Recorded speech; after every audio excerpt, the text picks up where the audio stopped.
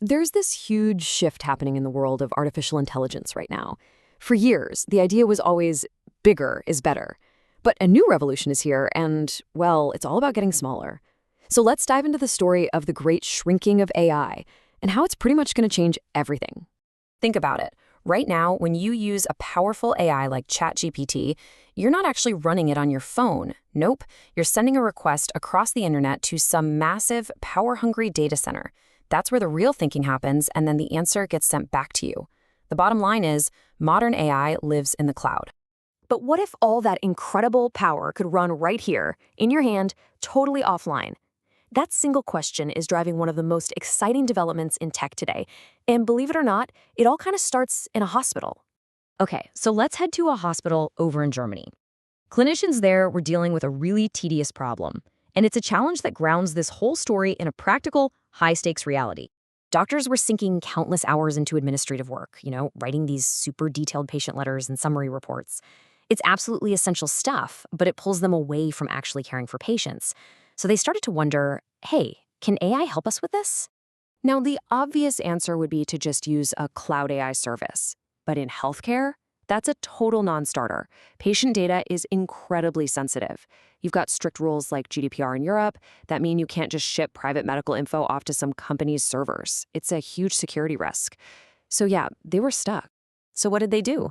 Well, instead of sending the data to the AI, they brought the AI to the data. Brilliant, right? They took an open source model and figured out a way to run the whole thing inside the hospital's own secure network. Not a single byte of patient data ever had to leave the building.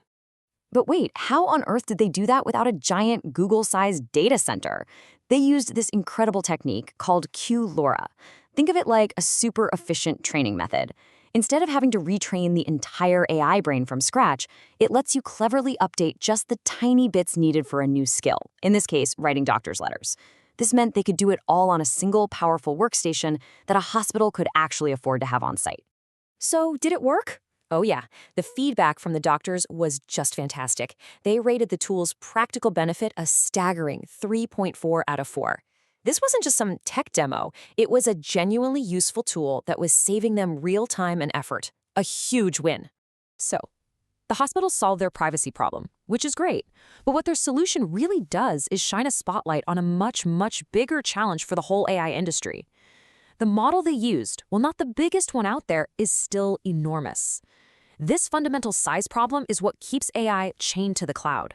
But that's all about to change.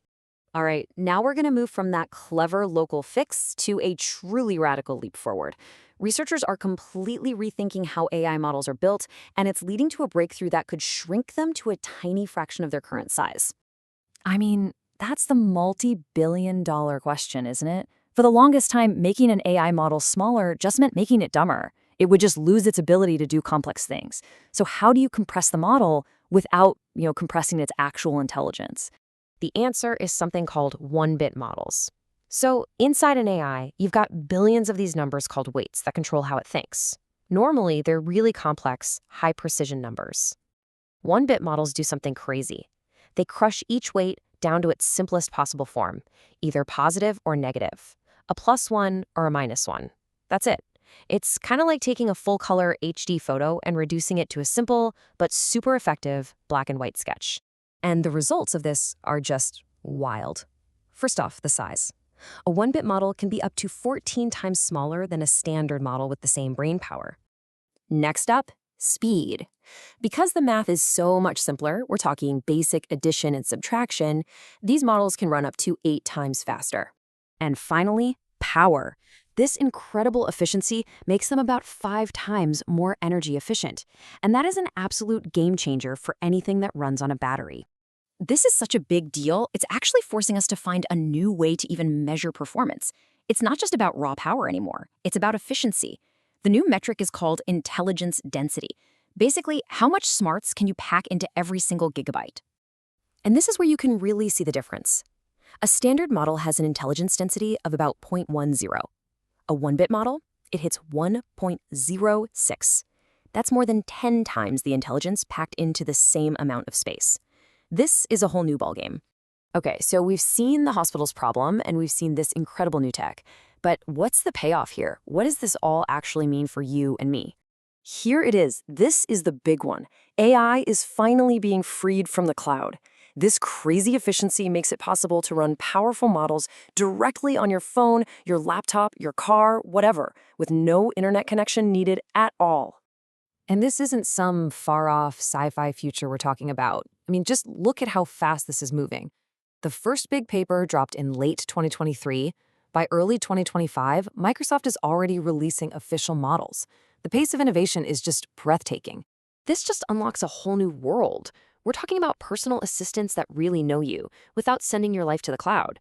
Robots that can react instantly with no network lag. Secure company systems, just like in that hospital. And maybe best of all, a powerful AI that just works wherever you are. So this journey, which started with a doctor just trying to write a letter, has led us to a fundamental shift in our relationship with technology. For the past decade, AI has been this big, centralized thing we tap into from far away. We are now entering an era of decentralized, personal, always-on intelligence. So the final question isn't just about what big tech will do. It's about what happens when this power is in everyone's hands. When every single device has its own mind, what are we all going to create?